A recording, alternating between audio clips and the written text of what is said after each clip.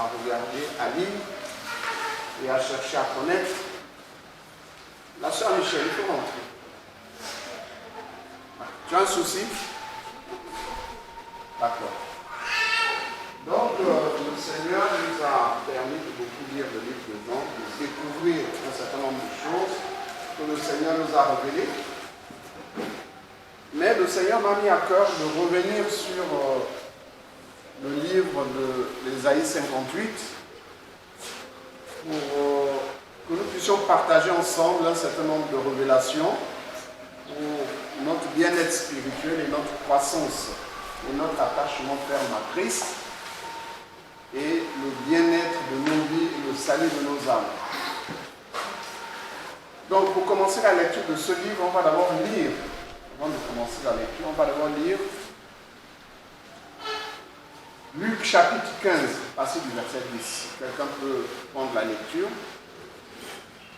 C'est un passage qui va mieux nous permettre de comprendre Ésaïe 58.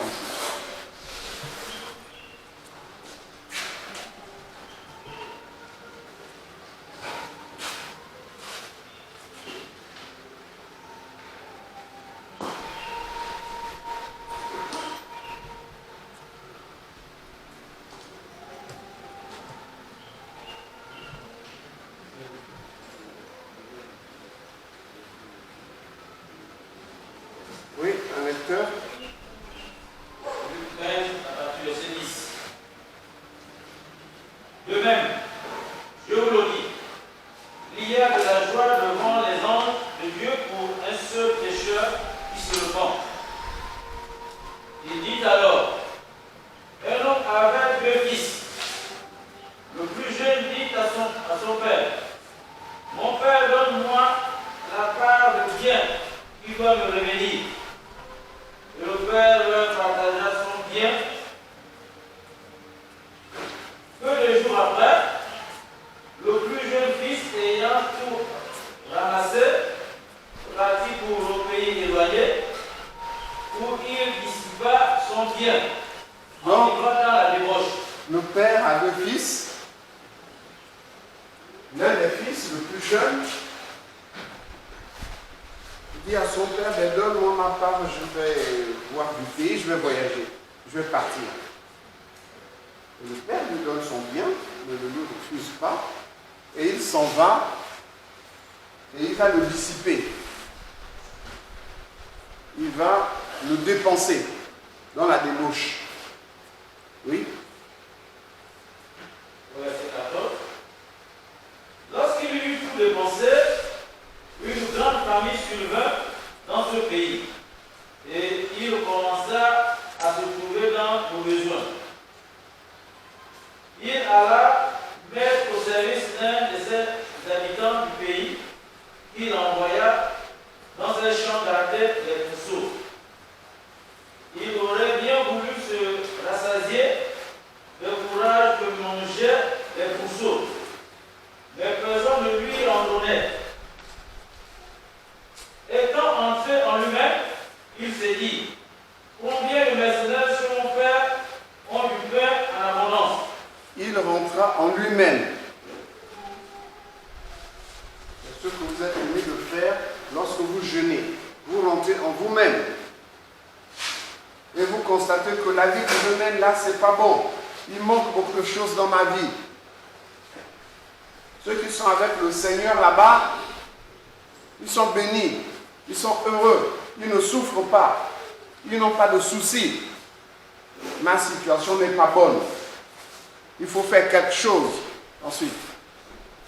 Je reprends verset 17. Étant rentré en lui-même, il s'est dit, combien de mercenaires chez mon père ont du pain en abondance, et moi ici je meurs de faim.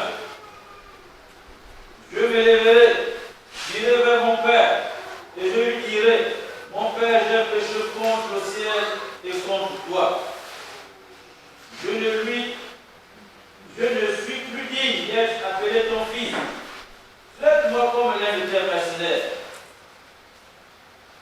Et il se leva et alla vers son père, comme il était encore. On va d'abord s'arrêter là.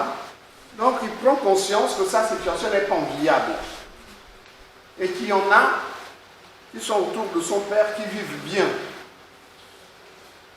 Même les ouvriers sont bien traités par rapport à la situation dans laquelle ils se trouvent. C'est la situation des hommes sur terre. Ils constatent que la relation avec le Seigneur n'est pas bonne. Les bénédictions promises n'arrivent pas. La santé, c'est pas ça. Les soucis sont là tous les jours. La fatigue, les courbatures. Or, ceux qui sont au Seigneur ont vaincu ces choses-là. Et il prend une décision de repartir vers son Père. Donc, premièrement, il analyse sa situation. Il prend conscience que son état n'est pas bon. Et qu'il mérite mieux, il peut être mieux traité. Et il prend une décision. Il prend une décision, il part. Il marche vers son Père. Qu'est-ce que cette marche-là pour nous? Ça correspond à quoi? On constate que la situation ne va pas bien, on s'humilie devant le Seigneur, mais la marche-là qui nous conduit vers le Père, c'est quoi? Comment va-t-on marcher pour aller vers le Père? Continue la lecture. Et il se leva et alla vers son père. Comme il était encore loin de son père, il vit et fut ému de compassion. Reprends ce verset. Et il se leva et alla vers son père. Comme il était encore loin, son père le vit. Voilà. Il est encore loin, très loin, mais le père l'a vu. Ce père-là a la capacité de voir que celui-là il est en train de venir vers moi. Oui? Et fut ému de compassion. Donc le père fut ému de compassion. Il faut noter ce passage. Nous allons y revenir tout à l'heure. Avec son passage parallèle dans Isaïe 58. Le père n'attend pas que le fils arrive. Le père voit. Et il vient. Il ne reste pas sur place à attendre, il vient déjà. Vous imaginez bien que quand le fils a vu le père arriver, il a été rempli d'une grande joie. N'est-ce pas? Il a été rempli d'une grande joie. Oh, c'est moi qui vais vers le père, maintenant c'est lui qui vient vers moi. Ah, donc l'homme là m'accepte encore. Le fait que le père vient, c'est une acceptation. Ensuite. Il voulut se jeta à son cou et au visage. Voilà, donc il vient, il embrasse son enfant. Que signifie, quand nous sommes en train de nous repentir, quand nous sommes en train de marcher, que signifie marcher? Que signifie l'arrivée du Père qui vient nous faire des bises et nous accueillir? Comment ressentir ça dans sa vie? Ça correspond à quoi? Continue la lecture. Au verset 22. Verset 21, le fils lui dit, mon père, j'ai péché contre le ciel et contre toi. Je ne suis pas digne d'être appelé ton fils. Mais le père dit à ses serviteurs, apportez vite la plus belle robe et l'en revêtez. Mettez-lui un anneau au doigt et des souliers aux pieds. Amenez le veau gras et tuez-le, mangeons et réjouissons-nous. Car mon fils que voici était mort, il est revenu à la vie. Il était perdu, il est retrouvé, et il commençait à se réjouir. Donc le père qui a vu son fils dans sa joie, le père ne se souvient pas du péché dans lequel le fils a marché. Le père ne se souvient plus que le fils là était perdu.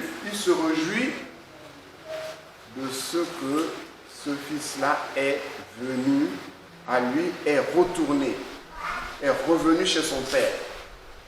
Et il organise une grande fête. C'est pourquoi il est dit qu'il y a une grande joie parmi les anges de Dieu quand un seul pécheur se repent. Continue la lecture. verset 25. Or, le fils aîné était dans les champs. Lorsqu'il revint et approcha la maison,